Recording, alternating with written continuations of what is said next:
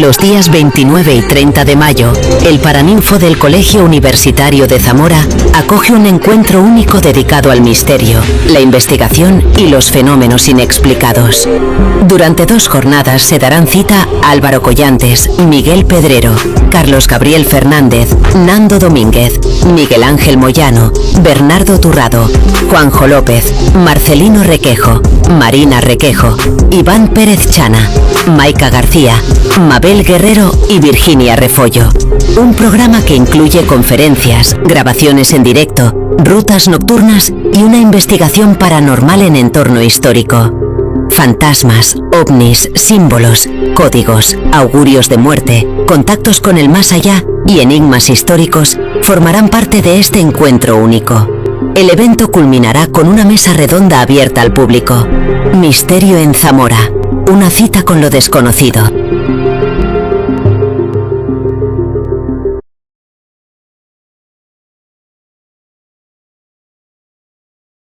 Tengáis muy buena tarde, disfrutad de la vez. Bueno, espera. ¿Alguna pregunta más? Yo iba a hacer la pregunta, pero no se la voy a hacer. La hago. Vamos a ver, tú conoces mi relación con los símbolos, etcétera. Sí. Yo soy más racional en ese sentido.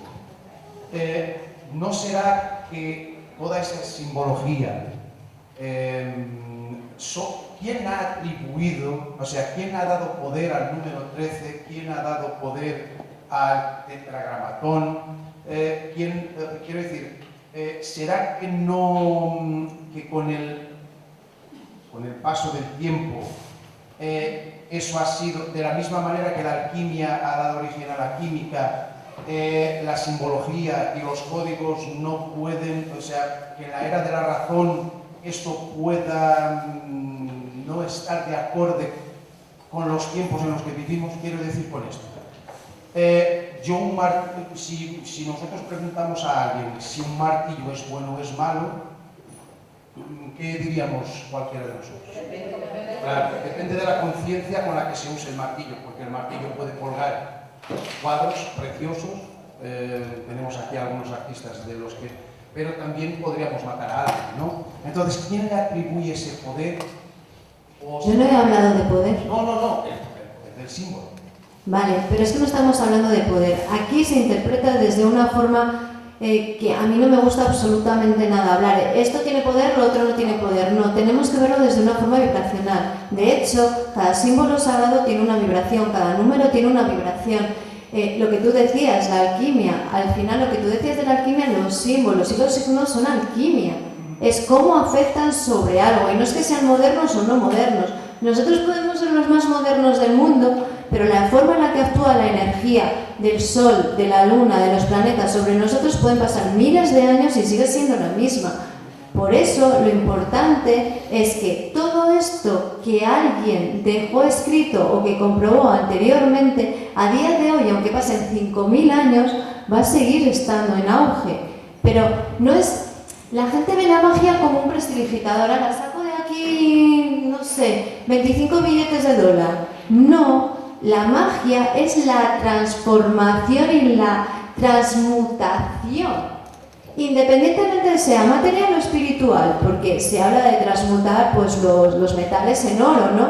Que todavía no se ha visto, o dicen que alguien lo consiguió, pero realmente es una transmutación interior. Entonces, los prestidigitadores aquí no tienen nada que hacer, ¿vale? No sé si me he explicado bien con lo que es la magia, que es algo que también quizás hay que reconocer. ¿Se pueden mover energías? Evidentemente. Se mueven energías o podemos mover porque somos energía, porque nos movemos con energía. Pero otro tipo de magia es que me suena muy fea.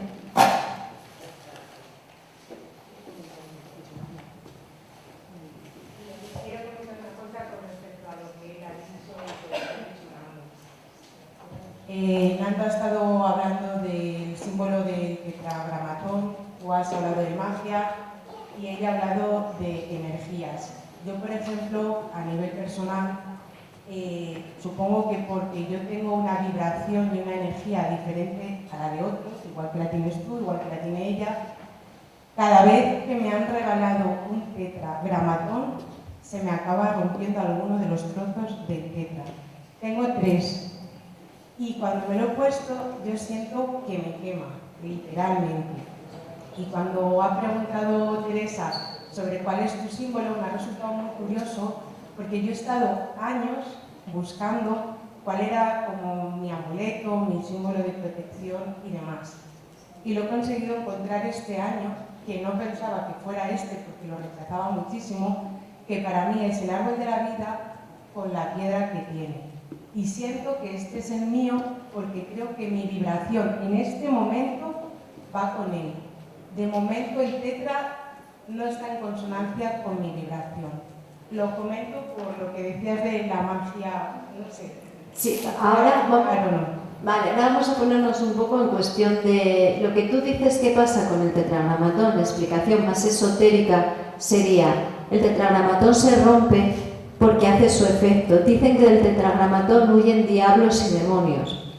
¿Por qué? Porque simplemente el significado del tetragramatón, como hablábamos antes, tiene una simbología muy potente, tiene numerología, repito, tetragramatón es uno de los 72 nombres sagrados de Dios, tiene el poder de lo que sería la estrella, y si tú cada vez que lo utilizas lo rompes, habría que ver qué es lo que hay que equilibrar en esa energía, o qué hay que limpiar en esa energía, porque lo que hace es liberar. Si nos ponemos a hablar desde lo que significaría el tetragramatón desde el punto de vista más esotérico.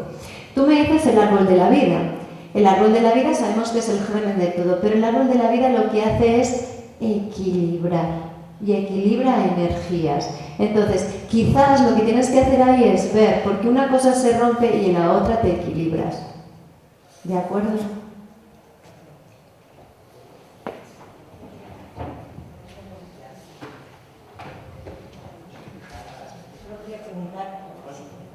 Y si tiene escrito algún libro. Si ha escrito usted algún libro. Perdón, no entiendo. ¿Si has escrito algún libro?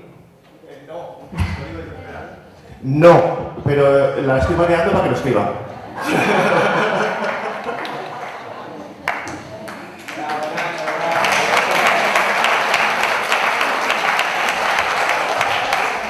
Marina escribió en el Día de Zamora durante mucho tiempo y le he dado la turna, bueno, a un montón de gente, a Virginia también, a María también. Digo, escribir un libro, cada persona tiene mucho que contar. Y Marina, te animaste el otro día y dijiste, bueno, Quizás algún día... No, pero ya me meto... hay que marearla para que escriba el libro. Bueno, yo creo que ya acabamos. Lo primero quiero daros las gracias a todos. Es mi primera charla tan grande con tanta gente, porque yo estoy acostumbrada a hacerlo en Petit Comité. Y bueno, disculpar porque he estado nerviosa. O sea, yo soy súper perfeccionista y hubiera dicho muchas más cosas, pero bueno. Intenta uno dar el 100%, aunque a veces se quede en el 20%, pero bueno, espero que el 20% os haya gustado.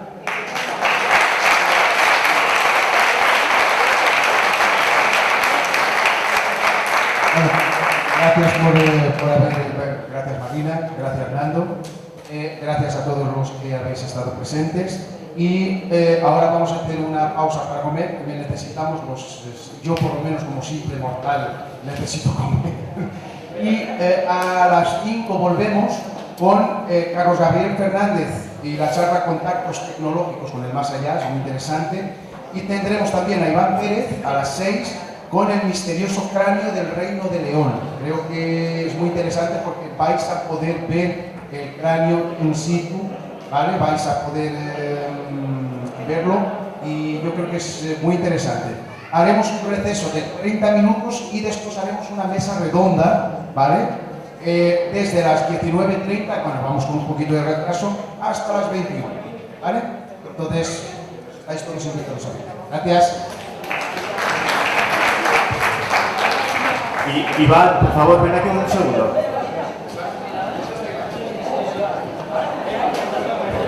Iván, aquí la casa 2, por favor.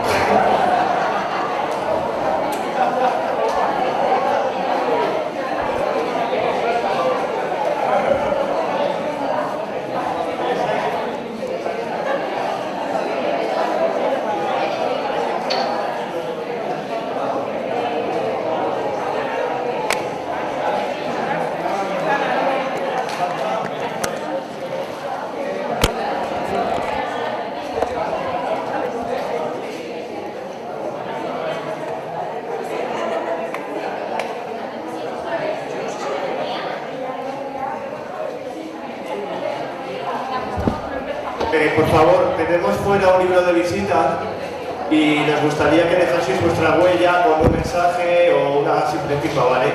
Así hacemos ahí un libro histórico del evento.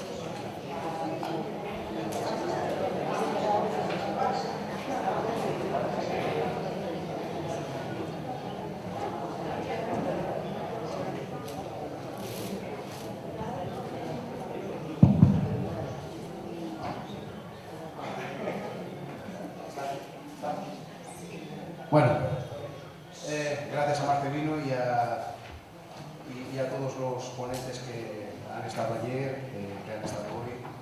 Y vamos a cerrar la mañana con Marina Requejo.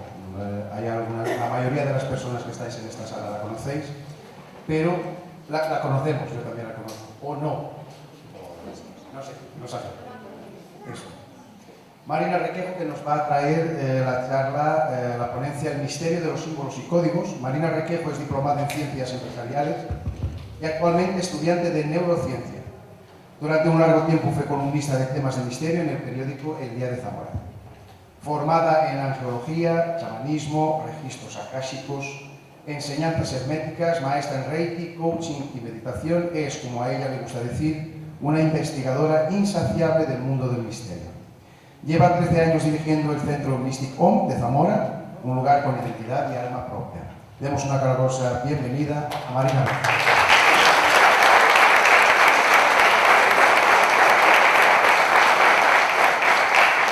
Y a su asistente Nando Domínguez. Es verdad.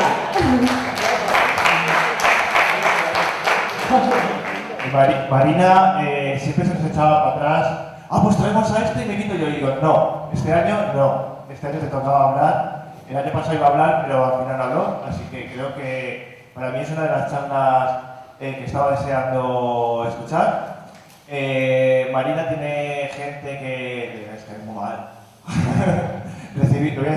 Recibí un WhatsApp de una persona y me puso, Nando, por favor, te he dicho 3 veces que hay que separar temas. Y yo dije, vamos a ver, temas, si no sabes ni lo que va a hablar Marina, ¿no? Y bueno, pues todas esas personas que el tema de personas, vamos, como es Marina, ¿no? Que es sensitiva, etcétera, y hay esa gente detrás que quiere ridiculizar o lo que sea, esa charla va a ir dedicada para ellos porque no van a saber el conocimiento que hay detrás, el estudio, porque ha estado estudiando un montón este tema y ha estado dándole 1000 vueltas para hacer esta charla y espero que os guste.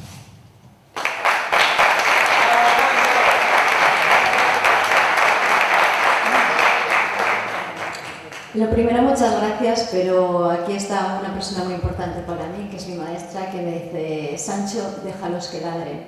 Y yo creo que es la mejor forma de empezar esta charla con esa frase, ¿vale? Yo quiero hablaros un poco de lo que son los símbolos y los códigos, como veis ahí. Entonces vamos a hacer un pequeñito resumen, porque no nos damos cuenta que a lo largo de nuestra vida estamos rodeados de símbolos y de códigos y los estamos utilizando constantemente, ¿no? ¿Qué es lo que utilizamos cuando mandamos un WhatsApp al final del WhatsApp? Unos besitos, ¿no? Eso es un símbolo. ¿Qué es lo que utilizamos cuando utilizamos una tabla periódica al final? Unos símbolos, ¿no? ¿Qué es la forma de hacer así con el dedo? Unos símbolos. Entonces al final estamos rodeados de símbolos, lo que pasa es que son símbolos que conocemos del día a día y ni siquiera le damos importancia. Pero cada símbolo lo que tiene es un significado detrás, independientemente de lo que nosotros queramos o no queramos ponerle, ¿vale? Hay alguien más que formó ese símbolo para dar un significado. Entonces yo lo que he querido hacer es como una pequeñita recopilación de algunos símbolos que están muy relacionados sobre todo con nuestra tierra y a los cuales le tengo cariño. Y vamos a empezar por el primero. Como veis ahí, todo el mundo conocéis este símbolo, un símbolo que se denomina celta y es el trisquel, ¿vale? Este símbolo está muy ligado, como os he dicho antes, con la cultura celta. Estos símbolos pertenecen a la parte mágica, como veis hay tres círculos, ¿no? O sea, como tres espirales, están muy identificados con lo que es el número 3. No solamente los símbolos son dibujos que tenemos, sino símbolos son números, son letras, etcétera, etcétera. Entonces vamos a relacionar este símbolo con el número 3. ¿Y qué es el número 3? El número 3 al final es la tríada y la Trinidad, ¿no? Nosotros, muchos de aquí que sois cristianos, sería lo que nosotros conocemos como Padre, Hijo y Espíritu Santo, ¿vale? Y a lo largo de la historia se ha utilizado como un símbolo de protección. Y seguro que muchos de vosotros, porque he visto por ahí, los lleváis puesto, ¿no? Como símbolo de protección lo que es el trisquel. Como os decía antes, tiene que ver con el número 3 y con la tríada, que hace referencia a cuerpo, mente, alma y espíritu. Pero también tiene que ver con tierra, mar y aire, pasado, presente y futuro.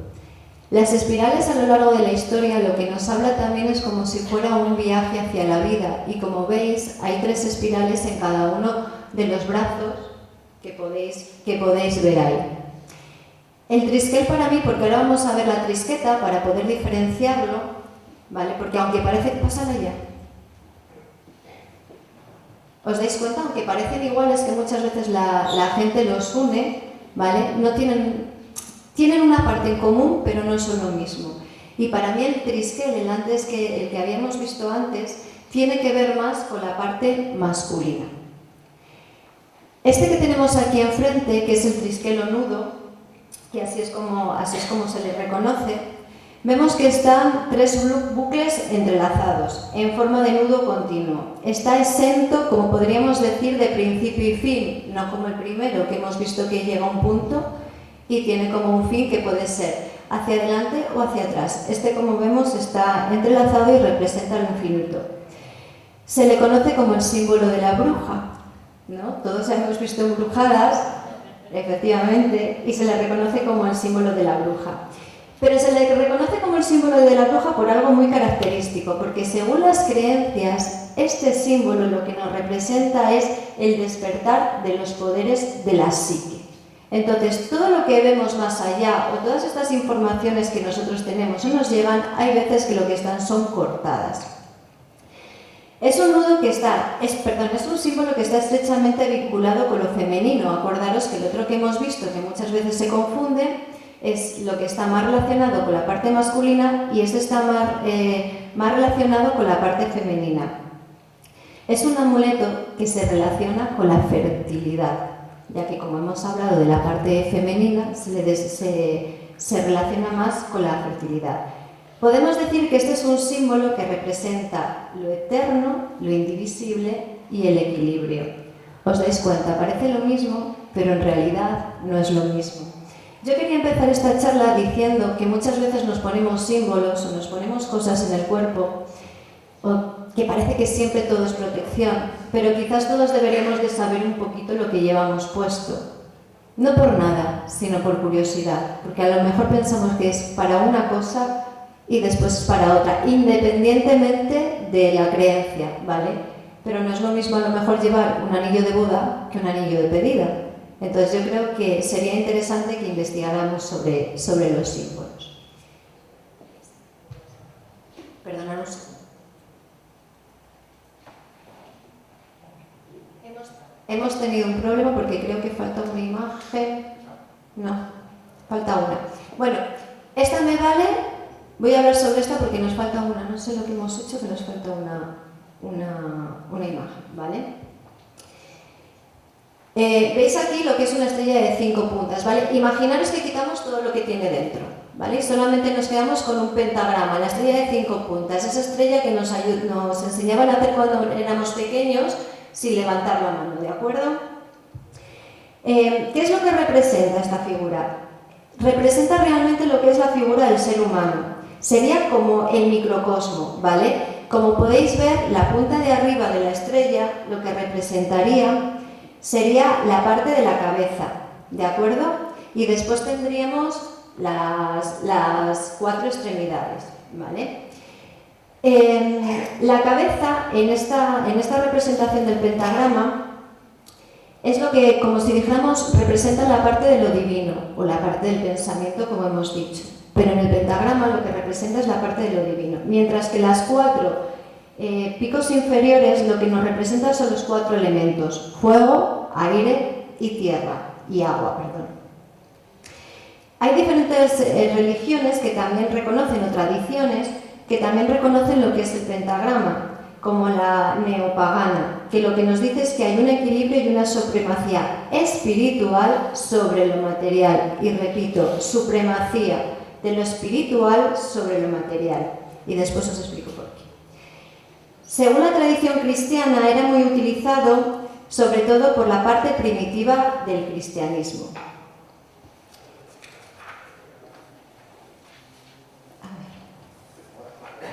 No, espera un poquito. Perdonad un segundo, ¿vale? Antes de llegar a esto, ya podemos... Sí, pon la foto de antes. Como estamos hablando del cristianismo, daros cuenta de una cosa. Hemos visto el pentagrama hacia arriba y todos vemos, pues no le damos importancia. Pero si yo os pongo este símbolo, ¿qué es lo primero que pensáis? Está invertido, ¿no? Y siempre nos da como una imagen negativa, ¿no? Precisamente he elegido este símbolo porque está en una iglesia, y en una iglesia de Burgos, ¿vale? Y pensamos, y siempre que hablamos de esto, hablamos como de la parte más negativa o más oscura, o de... no voy a decir la palabra porque no me gusta, pero para que veáis que muchas veces los símbolos no es lo que representa o lo que nosotros tenemos en mente, sino realmente lo que significa. Porque acordaros que lo que hemos hablado antes, que hemos dicho, que lo que decíamos antes es que primaba en el pentagrama, primaba sobre todo la parte espiritual sobre la parte material, ¿vale? En este símbolo, si nos damos cuenta y lo vemos invertido, lo que prima es la parte material sobre la parte espiritual. De lo que a mí me hace pensar que desde aquí, desde este significado, es todo eso que vosotros pensáis que es la parte más negativa, que es donde la parte material es la que influye sobre esa parte espiritual. Vais a decir, ¿por qué está en una iglesia? Porque precisamente según la tradición cristiana, cuando vemos un pentagrama invertido, en este caso, lo que nos habla son de las 5 llagas que tenía Jesús, ¿vale? O sea, que todo tiene un significado y cuando lo vemos muchas veces decimos, uy, ¿qué tendrá esta iglesia? Pues no tiene nada, es simplemente el significado más esotérico que puede tener la iglesia. En el judaísmo también encontramos los pentagramas, ¿vale? Y lo tenemos en el sello de Salomón, que está identificado con 5 líneas que representan los 5 libros de la Torá. En Mesopotamia y en Babilonia era una representación cosmológica que lo utilizaban como símbolo de protección y hacía referencia a los 6 planetas reconocidos hasta entonces, y lo asociaban con la diosa Ishtar, que es la diosa del amor y la guerra. Decimos los 5 planetas que eran visibles desde el cielo, la diosa Ishtar y sobre todo lo que era el poder divino y la influencia divina que trascendía a los 4 puntos cardinales. Exacto, era lo que quería que pasaras para que vierais otra iglesia. Esta es alemana, si no me equivoco, y está en una catedral, es decir, no solamente en una de las iglesias está dado la vuelta. Según el hermetismo, representaba la unión del microcosmo y el macrocosmo, que es la unión del hombre y el universo. Y como...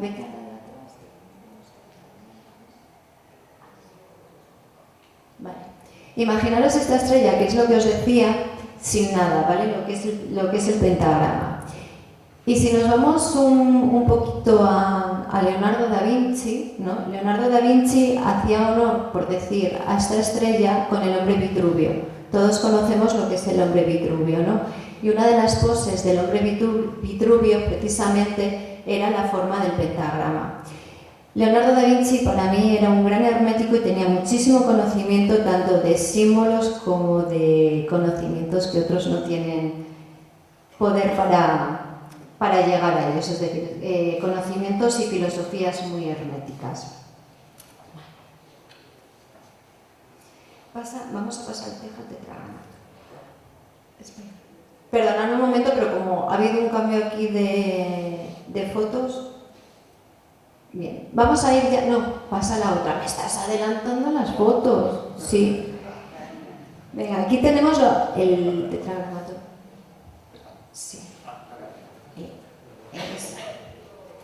El tetragramatón se diferencia del pentagrama porque veis que está por dentro cumplimentado con numerología, con letras y con mucha simbología, ¿vale? Es un pentagrama que incluye un montón de símbolos. Acordaros, aquí hay un montón de símbolos para poder investigar. Tenemos desde los símbolos astrológicos y los símbolos alquímicos, vemos a Marte, que es la fuerza del guerrero, a Mercurio y Venus, vemos también que tenemos ahí Alfa y Omega, ¿lo estáis viendo? Vale. Y tenemos el Santo Grial, tenemos el ojo que todo lo ve. Entonces este símbolo se ha utilizado siempre como un símbolo de protección. La Iglesia Católica lo denomina como un símbolo, por decirlo de alguna forma, un símbolo no propio de la Iglesia Católica. Un símbolo bastante negativo. Pero precisamente si nos vamos a la palabra que le da nombre, tetragramatón, sería uno de los 72 nombres sagrados de Dios, que esto muchas veces la Iglesia no nos lo cuenta. Entonces, para que veáis un poco también cómo nos manipula la mente o quizás nos quieren quitar poder, porque este es uno de los símbolos para mí más importantes y más fuertes con raíces simbológicas y lo que da a representar.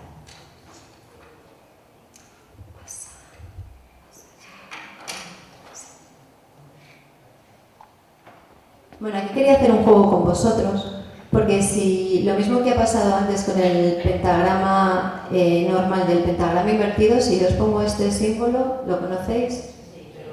¿Cuál es? La esvástica, es la cruz gamada, sí. ¿Y alguien me dice con qué está relacionado este símbolo? ¿Con? El nazismo. Con el otro. ¿Y este? ¿Este lo veis relacionado con el...? No, es el mismo símbolo, ¿vale? Aquí nos podemos ir a la historia de Hitler. Hitler era un gran esotérico, sobre todo uno de sus generales, que era Himmler. De hecho, estuvo mucho por aquí, por estas tierras españolas, porque era un gran buscador de lo que era todo el tema de reliquias. Y no sé si conocéis, aquí os voy a dar un datito, que si en el mundo hay 4 lugares mágicos sagrados que tienen que ver con el cristianismo, 3 de ellos están en España.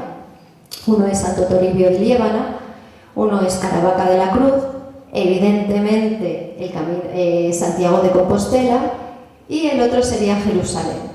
Entonces, él vino a España precisamente en busca de reliquias porque sabía que aquí en España era uno de los centros donde podía encontrar. No sé si las encontró, no las encontró o están aquí.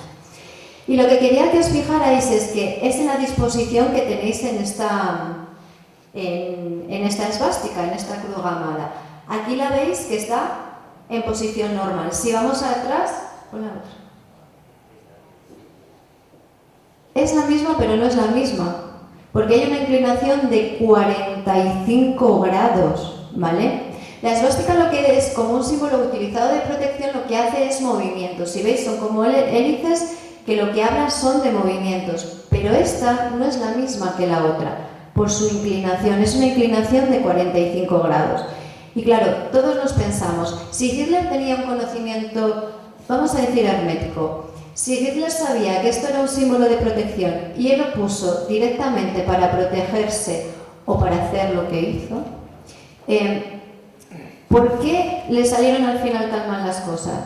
Porque a lo mejor los símbolos hay que dejarlos como están, porque alguien los puso ahí para algo. Y esa inclinación de 45 grados, si tuviéramos más tiempo podríamos hacer un análisis completo, pero en geometría, que a mí es lo que me gusta hacer, es súper curioso, porque nos daría lugar a una palabra hebrea que lo que significaría sería Adán. Adán es el primer hombre de la creación, ¿no?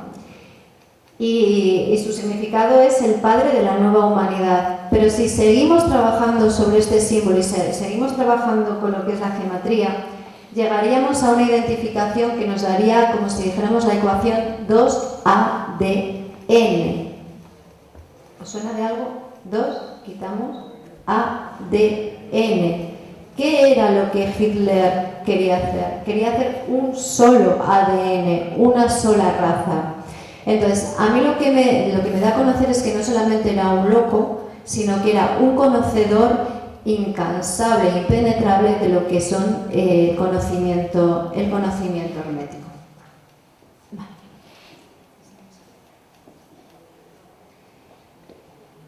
Podríamos tener muchos dólares en la cuenta corriente, ¿no? Pero creo que no. Os voy a explicar un poquito el significado del dólar, porque para mí el significado del dólar es muy curioso, porque lo vemos muchos como una moneda, pero ¿sabéis realmente lo que es un dólar? ¿O cómo se creó? Vale, un dólar no deja de ser un amuleto. Si nos fijamos en el dólar, lleva cantidad de significado que es que flipáis, para que veáis un poquito. Vamos a irnos, lo primero, a la pirámide que todo lo ve, ¿no? Estáis viendo ahí lo que es la pirámide que todo lo ve, pero es una pirámide truncada, y lo que nos quiere decir que es un progreso constante, una aspiración a la perfección divina. Según los masones, que sabéis que el dólar fue creado por masones, era un ascenso gradual hacia la iluminación, lo que nos recuerda que nuestra propia alma, en este caso su nación y conocimiento, era un proyecto constante, no un estado final. Como hemos dicho, está truncada, pero está truncada arriba con el ojo que todo lo ve, lo que nos hace ver que la evolución desde la oscuridad a la parte material va hacia la luz. Este ojo simboliza la vigilancia sobre la creación. Sabéis que los masones, su símbolo, lo que nos viene a identificar es el gran arquitecto, ¿no? Lo que nos habla es de Dios, es ese gran ser superior que nos vigila y su conciencia divina está entre nosotros. Y el triángulo, como hemos dicho antes, acordaros que hablábamos del número 3, el triángulo nos representa a la tríada, que es cuerpo, mente y alma. Vemos unas letras también ahí que rodean, que es Anuit Coectis. ¿Lo veis? Es muy curioso porque si hacemos las sumas de esas letras nos da el número 13. Antes hablaba aquí mi compañero Marcelino Requejo, que debemos ser familia por algún lado, que nos apellidamos igual, y hablaba del número 13 como un número poco bonito o un número feo. Y sin embargo yo tengo que decir que esto es una creencia. La gente que conoce el hermetismo sabe que el número 13 es uno de los números más importantes que hay, es uno de los números más mágicos y más alquímicos. Y lo que os decía, tiene 13 letras. Y el significado de esto lo podemos traducir como: Dios ha favorecido nuestra empresa, no deja de ser y mover dinero. Ha sentado las cosas iniciando para iniciar nuevos comienzos y emprendimiento, ¿vale? Tenemos otra de las frases que está escrita, y ya acabamos con el tema de las frases, que es Nous Ordus Seclorum, que es el nuevo orden de las eras, o lo que muchas veces la gente conoce como el nuevo orden mundial. Y por último, otra de las inscripciones que tenemos ahí es de Grand Ser, que es el gran sello. Si nos fijamos en la numerología, ¿vale? que veis ahí, el año que tiene, como digo, nunca pasa nada por casualidad, son números romanos.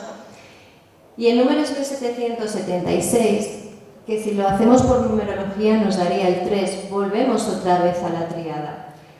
Vemos el águila, ¿veis el águila? Allá.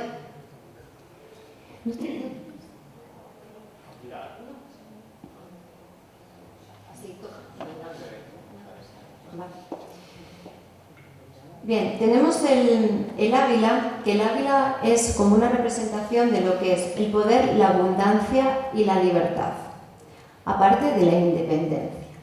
Observamos las ramas de olivos que tiene, ¿no?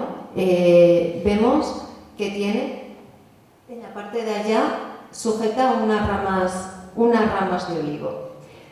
En la otra pata del águila, lo que sujeta en este caso son las flechas, ¿vale? Las ramas de olivo sería la paz y las flechas es la guerra o la capacidad de defensa.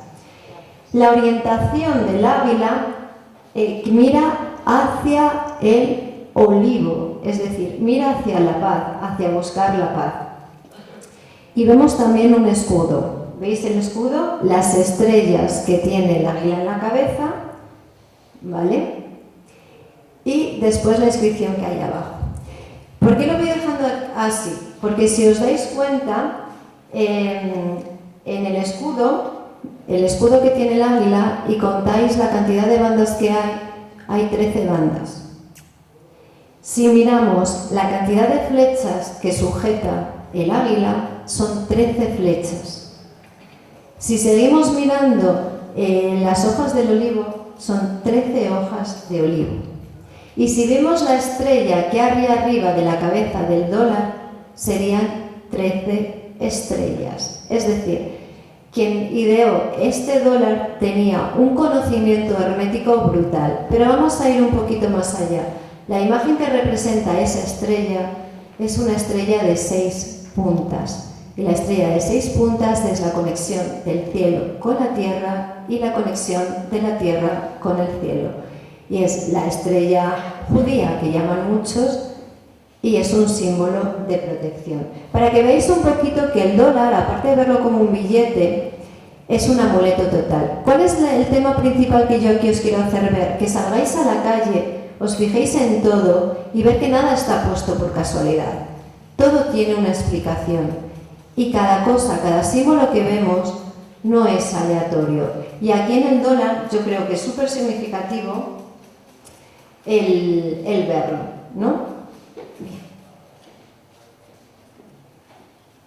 Hay otra cosa, en el anverso, quien tenga un dólar, que se fije en una esquinita porque hay un búho también. Bueno. Pasamos a la siguiente.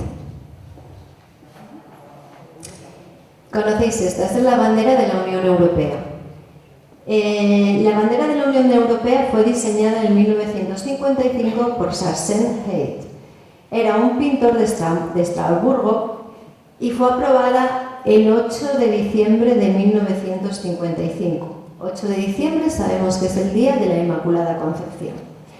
Si buscamos sus siglas, vemos que si buscamos su significado, vemos que dice que es una bandera de 12 estrellas doradas con un fondo azul que representa la unión por el círculo. Las 12 estrellas es la plenitud de lo perfecto, lo completo, la unidad, como son los 12 meses del año, las 12 horas del reloj. Y el fondo azul lo que nos quiere decir, según lo que podéis googlear todos en internet, sería que es el cielo azul occidental.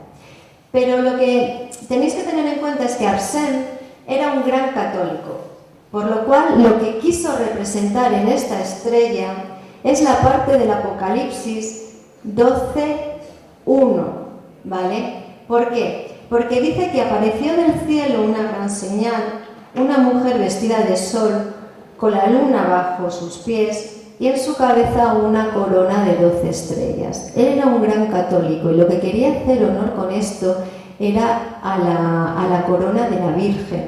Es más, él era muy creyente de la Virgen Milagrosa. Entonces, ¿qué fue lo que identificó? ¿Por qué él quería hacer esto? Porque la mujer era identificada como la madre para dar luz, la Virgen María para los cristianos, vestida de sol, porque lo que quería identificar era la gloria, la luz divina, la victoria sobre las tinieblas. Había una luna bajo sus pies, lo que representaba la creación, el tiempo y el dominio sobre las cosas terrenales y las pasajeras. Y las 12 estrellas se refiere, según él, por su tradición cristiana, a los pueblos de Dios, que son los 12 apóstoles y las 12 tribus de Israel. Como podéis ver, tiene más significado de lo que ni siquiera nosotros tenemos. Os he dicho, fijaros una cosa, para que vayamos uniendo, que esta parte en la que Arsène puso su visión para poder hacer la bandera de la Unión Europea estaba en la parte del Apocalipsis 12:1. Si sumamos 12 más 1, 13.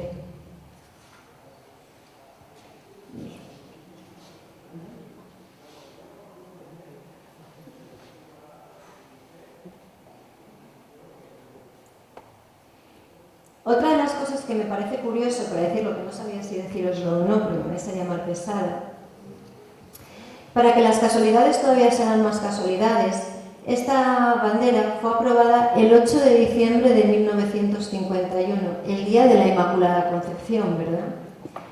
Entonces, si sumamos 8 más 12 más 1955, nos da el número 13.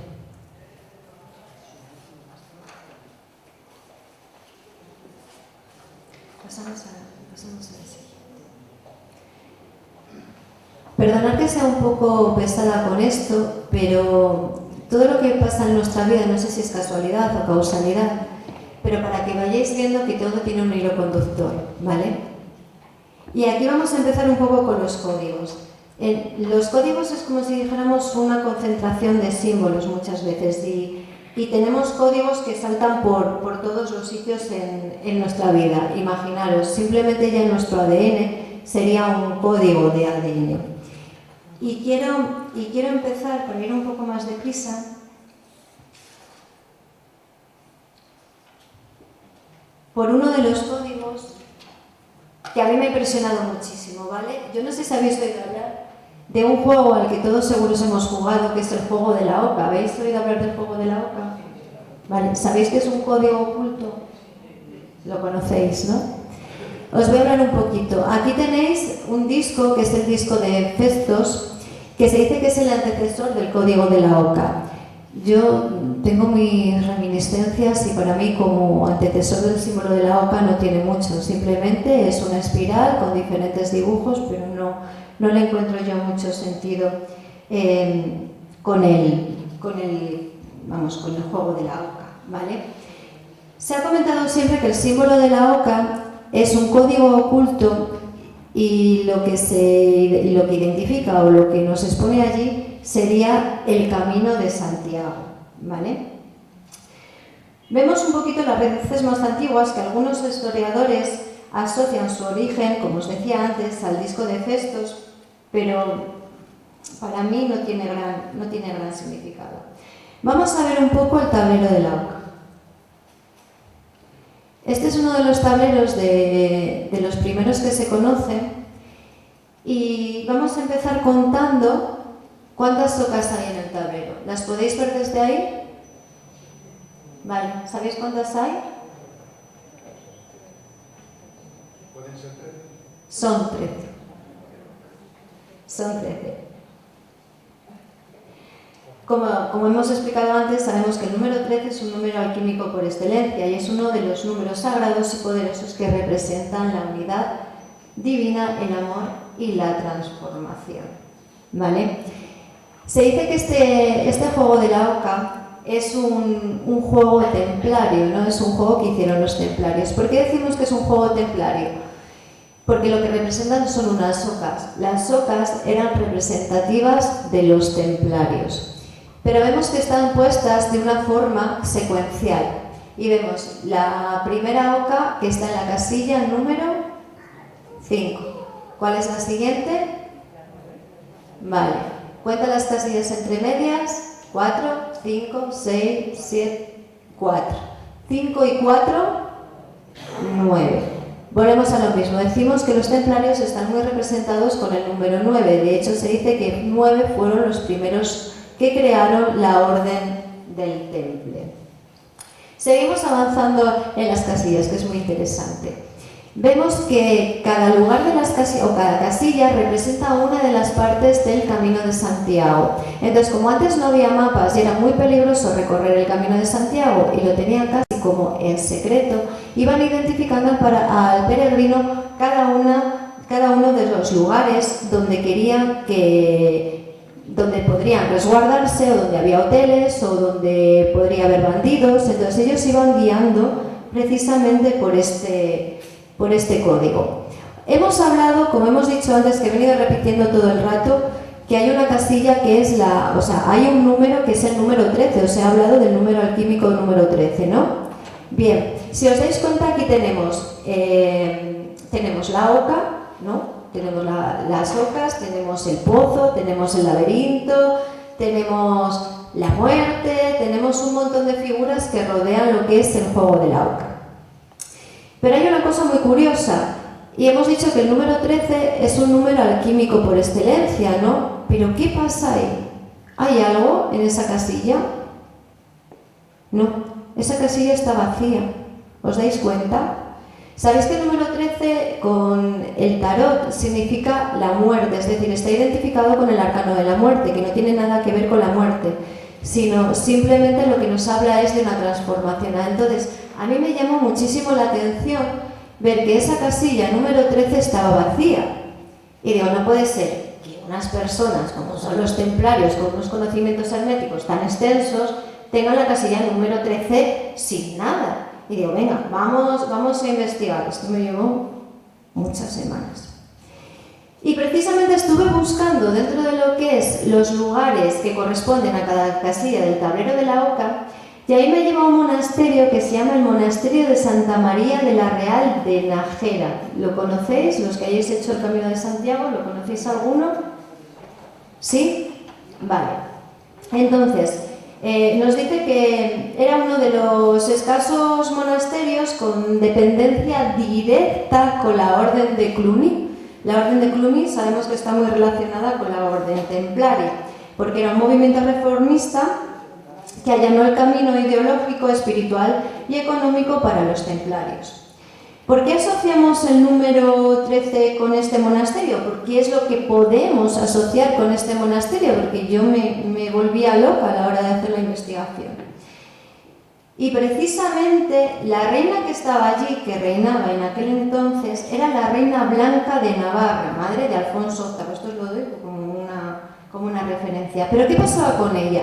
Era una gran peregrina, con lo cual había otro dato más que a mí no me cuadraba para ver que esta casilla estaba vacía, siendo una gran peregrina y una gran conocedora de lo que es el camino de los templarios. Entonces yo decía, aquí tiene que haber algo que a mí me llame la atención porque está aquí. Entonces, si nos vamos directamente a visitar ese monasterio, nos damos cuenta de que hay un lugar que se llama el Panteón de los Infantes, ¿vale? ¿Y sabéis cuántas personas están enterradas en el Panteón de los Infantes? 13.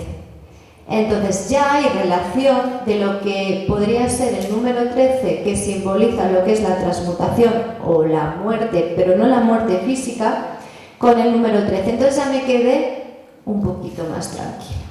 Pero claro, os he dicho, el número 13 tiene que ver con la transformación interna, ¿vale?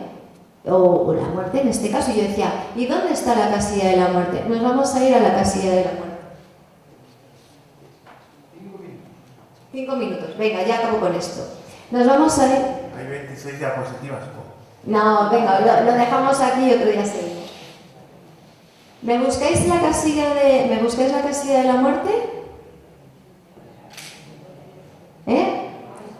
58, bingo. ¿Podéis sumar 5 más 8? 13. Bien. Seguimos con estas maravillosas coincidencias del destino. Nos vamos a la casilla 58, que sería el lugar de Vega de Valcárcer. Quien ha hecho el Camino de Santiago está entre Ocebreiro y Villafranca del Bierzo. Pero claro, ¿qué pasaba ahí? ¿Qué hay ahí que tenga que estar relacionado con el tema de la muerte? Yo decía, no le encuentro sentido. Hasta que yo me di cuenta de que la iglesia que corresponde a ese lugar es María Magdalena, la iglesia de Santa María Magdalena. Sabéis que María Magdalena era muy amada por los templarios, ¿no? Y toda esa gran historia o tradición que hay con el Santo Grial. Pero claro, tampoco me valía. ¿Qué hace una María Magdalena identificándose en la casilla de la muerte? Pero claro, la escenografía o la iconografía de María Magdalena era una iconografía que había que estudiar, porque la iconografía de María Magdalena estaba ella y a sus pies precisamente hay una calavera, ¿vale? Entonces lo que nos hace referencia a la calavera, como sabéis, es al memento mori, es decir, que nos hace recordar que hay un momento de muerte y resurrección y hay un momento para meditar y arrepentirnos por los pecados de la vida.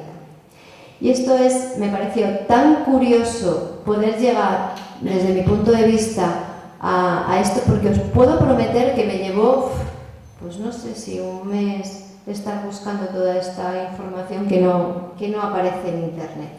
Pero fijaros qué curioso, ¿vale? O sea, llegar a la casilla número 58, que es la número 13, y buscar el dónde estaba ahí el tema de la muerte y la transformación. Solo un pequeñito detalle, como veis, el juego de la oca es un juego que va en espiral, porque es un juego que lo que hace, o sea, quien hace el Camino de Santiago lo que hace es un viaje interior, y quien ha hecho el Camino de Santiago nunca se va a quedar en lo superficial, siempre va a tener un cambio y un renacimiento. Entonces me parece súper interesante haber hecho este comentario sobre lo que es el juego de la oca. Hay mucha más información, pero bueno, como tenemos poquito tiempo, otro día, si queréis, ya seguimos hablando. Quedan otros muchos códigos, dame 5 minutos que voy a acabar el último. Es verdad, organizo yo.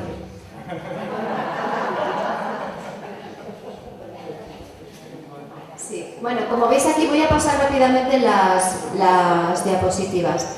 Esta es Santa Hildegarda. Santa Hildegarda escribía todas sus pócimas en códigos, ¿vale? O sea, con 23 caracteres, pero para que nadie supiera más que ella y las monjitas de su monasterio lo que ella estaba escribiendo en esos códigos.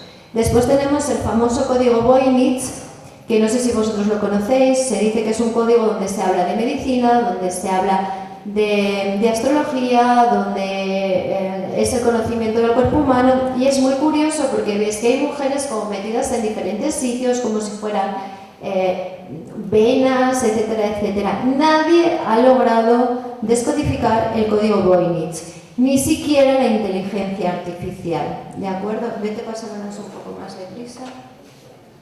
Aquí veis otras imágenes, porque me parece súper curioso lo que es el código Voynich. Es que me encanta. Plantas medicinales. Entonces, tenemos como un ligero conocimiento, pero no sabemos.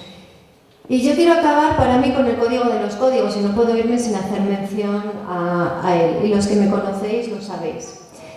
Este es, y no os voy a preguntar a vosotros, sino que lo voy a decir yo, se llama el famoso código de Sator. El famoso código de Sator, la primera vez que se descubrió, los primeros datos que tienen, dice que ha aparecido en lo que son las ruinas del Pompeya. Sabéis que el Pompeya, el volcán del Pompeya, estalló el 24 de agosto del año 79. Y ahí es donde se han encontrado las primeras inscripciones, pero no solamente están en Pompeya, sino que están por todas las partes del mundo, se han conocido en más sitios. Pásate la otra que sea mejor. Si os dais cuenta, es un código que son 5 letras y se pueden leer de derecha a derecha, de arriba a abajo y de abajo a arriba, y son 5 palabras que se repiten: Sator, Arepo, Tenet, Ópera y Rotas. No sé si habéis visto la película de Tenet de Christian Nolan. ¿La habéis visto? Os aconsejo que la veáis, ¿vale? Es una película para mí muy interesante donde él pone las 5 palabras del código de Sator en la película, en la trama. Entonces os aconsejo que la veáis porque me da que pensar mucho. Volvemos a lo mismo, hay gente que dice que es un símbolo cristiano y que de aquí los cristianos ocultaban una información para que no fueran asesinados. Pasa a la siguiente. Si cogemos todas las letras del código de Sator, podemos ver que hace una cruz y en ella podemos ver escrita la palabra Pater Noster y podemos ver que queda libre la A y la O, que sería Alfa y Omega. Pasa a la siguiente. Esto se ha encontrado en los archivos de Santiago de Compostela. Evidentemente, como estaba haciendo el camino, como no, el código de Sator tenía que estar dentro del camino de Santiago. Y aquí se ha encontrado este sello en el cual no están todas las palabras, pero es curioso porque el código de Sator lo que nos viene a decir, ¿vale? Si hubiera que hacer una traducción literal, sería: el sembrador Arepo lleva su carro con diligencia, ¿vale? Eso sería lo que sería el significado de las 5 letras, de las 5 palabras que hay dentro del código de Sator. Y es curioso porque veis una cruz y veis como si fueran unas rayitas, unos radios que podrían identificar pues una rueda, además en sentido circular. El código de Sator, hay mucha gente que dice que es un código mágico. Para mí no es un código mágico como tal, para mí es un código que hay que descifrar. Me hace mucha ilusión hablar de él porque llevo muchos años trabajando con él. No voy a dar mucha más información porque todavía me queda mucho que descubrir. Y el día que lo tenga ya os lo comentaré. Pero de momento es que me sale la risa de hablar. Si dijéramos una ilusión a trabajar que me da muchos momentos de alegría. Así que ya con esto acabo, pero es que tenía que hablar del código de Sator, por favor.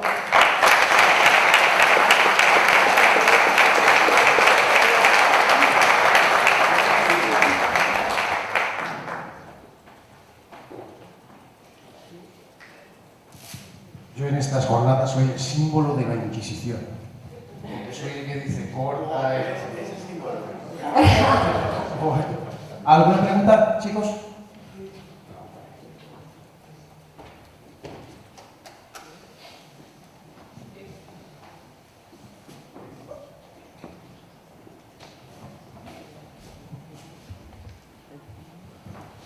Hola, me llamo Rebeca. Quería preguntarte qué relación hay entre este último signo que has hablado y el tetragramatón. Yo conozco el tetra, pero este no. Y cuando lo he visto, de repente he sentido una conexión entre los dos. A ver, al principio para mí no hay ninguna conexión entre ninguno de ellos, ¿vale? Porque el tetragramatón es un símbolo de protección, lo que tiene podemos decir sí, símbolo, pero dentro del símbolo un código, ¿no? Porque hay muchos símbolos dentro. Sin embargo, el cuadrado de Sator para mí está en otra división o en otra liga. Me imagino que, no sé por qué habrás sentido la conexión, que seguro que será cierta, pero puede ser energética, pero con el significado que hay no tiene relación uno con otro. Como mucho podríamos decir que son símbolos cristianos o se dicen que vienen del cristianismo, pero en principio no tendrían relación. ¿Cuál de los dos es anterior? No sabemos cuál de ellos es anterior, ¿vale? Porque tenemos datación de cuándo se encontraron los primeros, pero realmente cuál de ellos es anterior, yo no me atrevo a decirlo. Gracias. No. ¿Alguien más?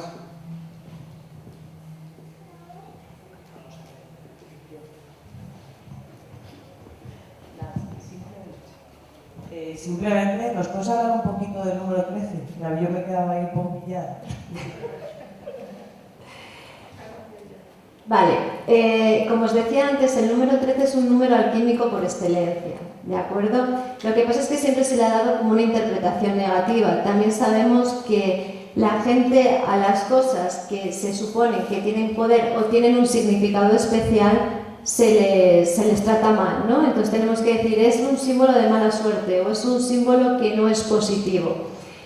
Pero si nos damos cuenta, durante toda la historia se ha estado utilizando el número 13. Si veis cualquier cuadro de la Última Cena, ¿cuántos estaban sentados a la mesa? 12 más 1, serían 13. Por eso digo, tiene que ver mucho con el hermetismo. Cualquier persona que conoce el hermetismo o sabe algo de hermetismo, el número 13 es mágico en sí por excelencia. Podemos tener el 1, podemos tener el 2, el 3, el 4, que serían los 2, hacemos gematría, para arriba, para abajo, pero el número 13, al igual que el número 11, siempre se quedan como tal. ¿Vale? ¿Te he contestado o algo más?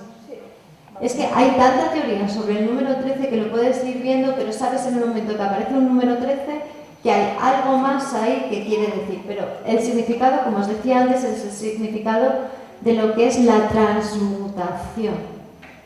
¿Vale? Significado de transmutación. ¿Alguien más? Paloma.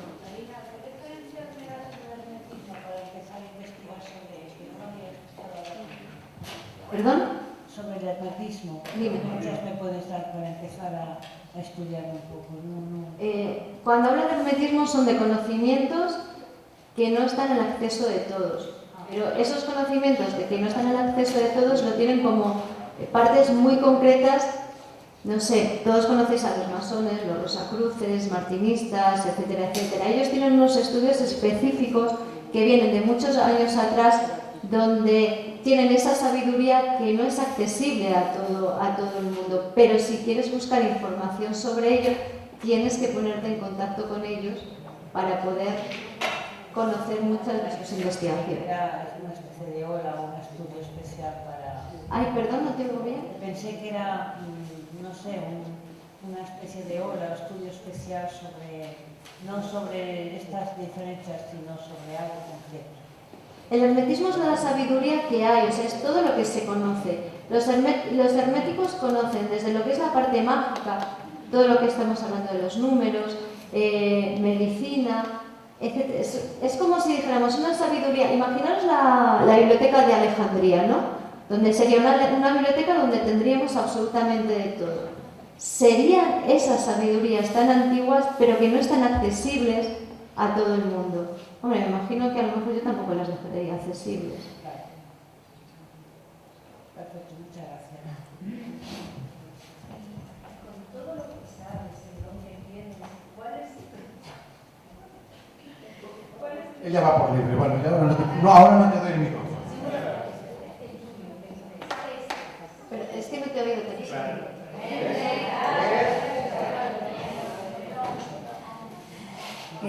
Digo que con todo lo que sabes y el don que tienes tú, ¿cuál es el símbolo tuyo? Sí, el tuyo que dices, uff, este es El cuadrado de Saturn. Yo quiero decir una cosa, que Marina nos tiene mostrados a todos, como es el símbolo también, Del tetra. del tetragramato.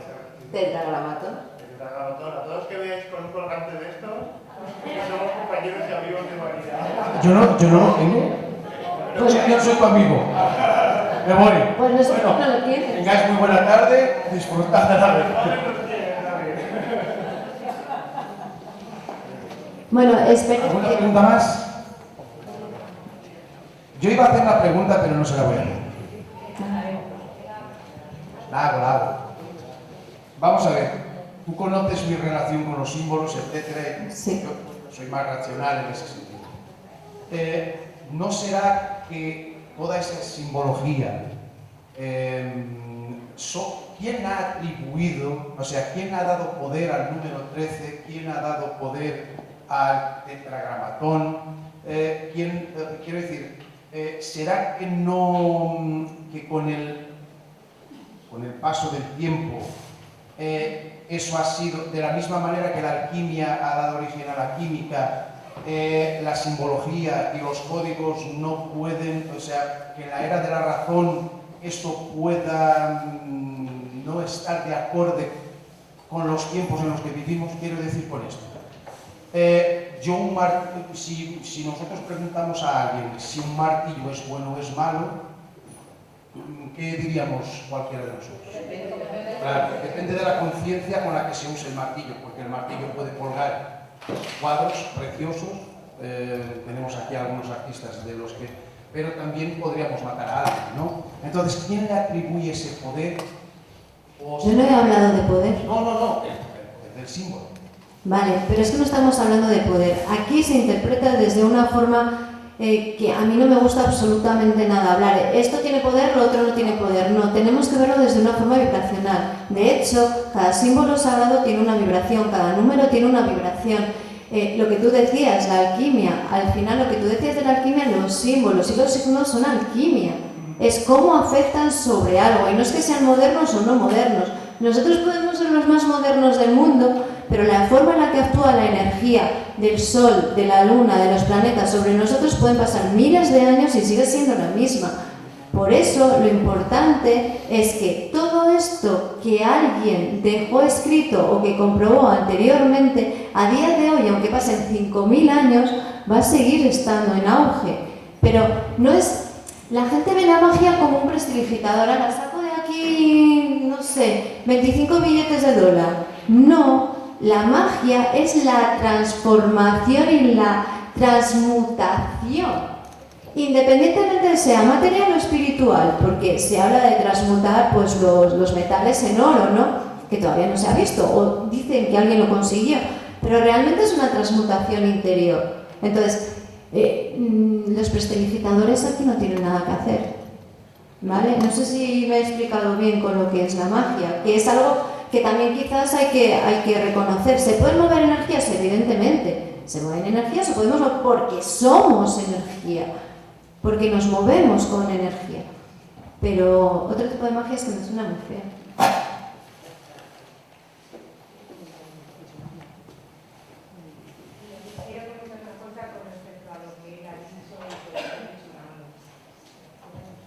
Nando ha estado hablando del símbolo del tetragramatón, tú has hablado de magia y ella ha hablado de energías.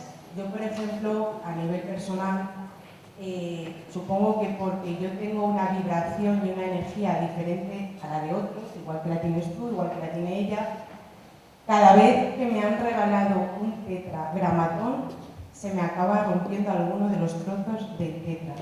Tengo 3. Y cuando me lo he puesto, yo siento que me quema, literalmente. Y cuando ha preguntado Teresa sobre cuál es tu símbolo, me ha resultado muy curioso, porque yo he estado años buscando cuál era como mi amuleto, mi símbolo de protección y demás. Y lo he conseguido encontrar este año, que no pensaba que fuera este, porque lo rechazaba muchísimo, que para mí es el árbol de la vida con la piedra que tiene. Y siento que este es el mío porque creo que mi vibración en este momento va con él. De momento el tetra no está en consonancia con mi vibración. Lo comento por lo que decías de la magia, no sé. Sí, ahora vamos a ponernos un poco en cuestión de lo que tú dices que pasa con el tetragramatón. La explicación más esotérica sería: el tetragramatón se rompe porque hace su efecto. Dicen que del tetragramatón huyen diablos y demonios. ¿Por qué? Porque simplemente el significado del tetragramatón, como hablábamos antes, tiene una simbología muy potente, tiene numerología, repito, tetragramatón es uno de los 72 nombres sagrados de Dios, tiene el poder de lo que sería la estrella, y si tú cada vez que lo utilizas lo rompes, habría que ver qué es lo que hay que equilibrar en esa energía, o qué hay que limpiar en esa energía, porque lo que hace es liberar. si nos ponemos a hablar desde lo que significaría el tetragramatón desde el punto de vista más esotérico. Tú me dices el árbol de la vida. El árbol de la vida sabemos que es el germen de todo, pero el árbol de la vida lo que hace es equilibrar y equilibra energías. Entonces, quizás lo que tienes que hacer ahí es ver por qué una cosa se rompe y en la otra te equilibras. ¿De acuerdo?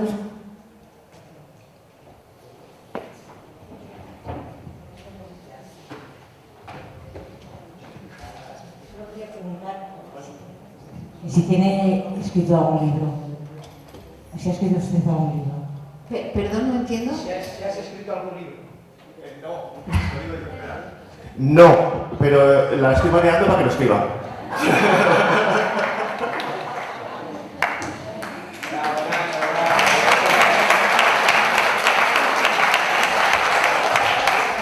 Marina escribió en el Día de Zamora durante mucho tiempo y le he dado la turna, bueno, a un montón de gente, a Virginia también, a María también. Digo, escribir un libro, cada persona tiene mucho que contar y Marina, te animaste el otro día y dices, bueno, quizás algún día... No, pero yo hay que marearla para que escriba el libro. Bueno, yo creo que ya acabamos. Lo primero quiero daros las gracias a todos. Es mi primera charla tan grande con tanta gente, porque yo estoy acostumbrada a hacerlo en Petit Comité. Y bueno, disculpar porque he estado nerviosa. O sea, yo soy súper perfeccionista y hubiera dicho muchas más cosas, pero bueno. Intenta uno dar el 100%, aunque a veces se quede en el 20%, pero bueno, espero que el 20% os haya gustado.